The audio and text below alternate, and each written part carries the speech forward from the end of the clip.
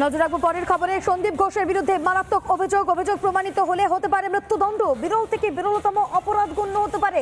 সন্দীপের জামিন না পাওয়ার কারণ ব্যাখ্যা অর্ডার কপিতে শিয়ালদা আদালতের লিখিত অর্ডারে এমনটাই উল্লেখ।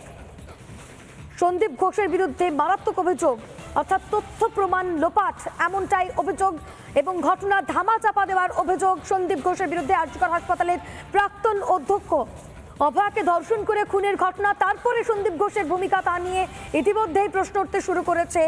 অভিযোগ প্রমাণিত হতে পারে মৃত্যুদণ্ড, বিরল থেকে বিরলতম অপরাধ গণ্য হতে পারে, এমনটাই আদালতের লিখিত অর্ডারে উল্লেখ। জুনিয়র চিকিৎসক থেকে চিকিৎসকেরা যারা রয়েছেন তারা কি বলছেন শোনাই আপনাদের।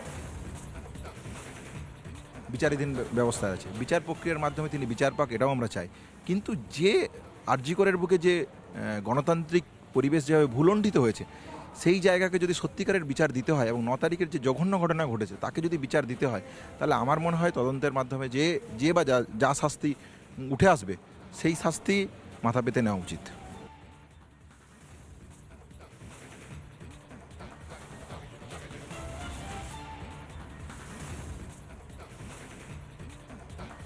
একেবারে এই মুহূর্তে যে খবরের দিকে আমরা নজর রেখেছি, সন্দীপ ঘোষ, তার বিরুদ্ধে একাধিক অভিযোগ, আরজিকর হাসপাতালে তার বিরুদ্ধে দুর্নীতির অভিযোগ, কিন্তু এই সন্দীপ ঘোষ তার বিরুদ্ধে আরো একটা অভিযোগ উঠে আসছে, তথ্য প্রমাণ লোপাট এবং ঘটনা ধামাচাপা দেওয়া অভিযোগ তার বিরুদ্ধে। সেই ঘটনা বিরল থেকে বিরলতম, এমনটাই আদালতের অর্ডার কপিতে রয়েছে। ফাঁসি হতে পারে সন্দীপের, প্রমাণিত হলে মৃত্যুদণ্ড হতে পারে। বিরলের মধ্যে বিরলতম ক্ষেত্রে এমন হয়, বিরলের মধ্যে বিরলতম ক্ষেত্রে এমন হয়।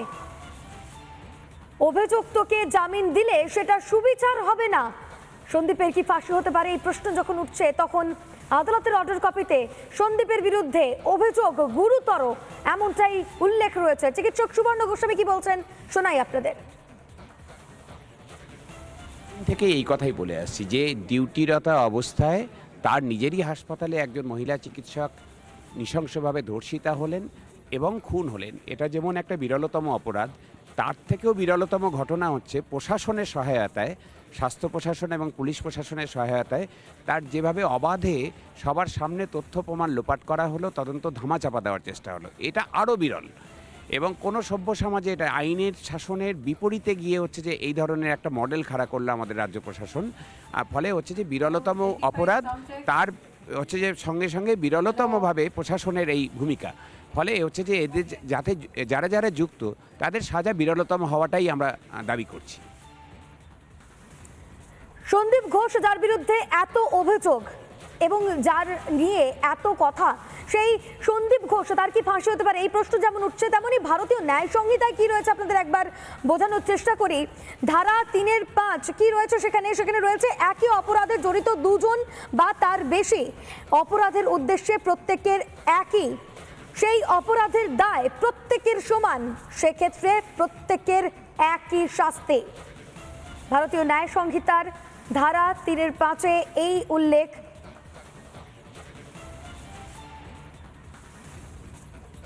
এবং যে অভিযোগ তার বিরুদ্ধে উঠেছে তা নিয়ে ইতিমধ্যেই প্রশ্ন তুলতে শুরু করেছেন সকলে।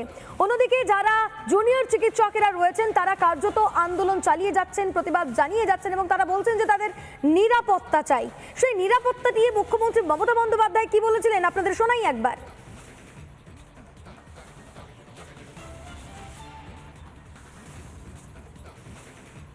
দেখুন, আপনি যদি আজকেই আমার কাছে সিকিউরিটি চান, আমি আজকেই দিতে পারবো না, বাট যা আছে তার থেকে ভাগ করে দেওয়া হচ্ছে। তারপরে আস্তে আস্তে সিকিউরিটি অডিট করে, এই তো রিক্রুটমেন্ট দেখুন কত হাজার আটকে ছিল, 12,000 পুলিশের রিক্রুটমেন্টে আটকে ছিল। এখনো অর্ডারটা আসেনি, সোমবার সম্ভবত ওটা অর্ডার আসবে। এগুলো যদি আগে হয়ে যেত আমরা রিক্রুটমেন্টগুলো করে দিতে পারতাম। 12,000 সংখ্যাটা তো কম নয়, পুলিশের রিক্রুটমেন্ট করতে একটু টাইম লাগে।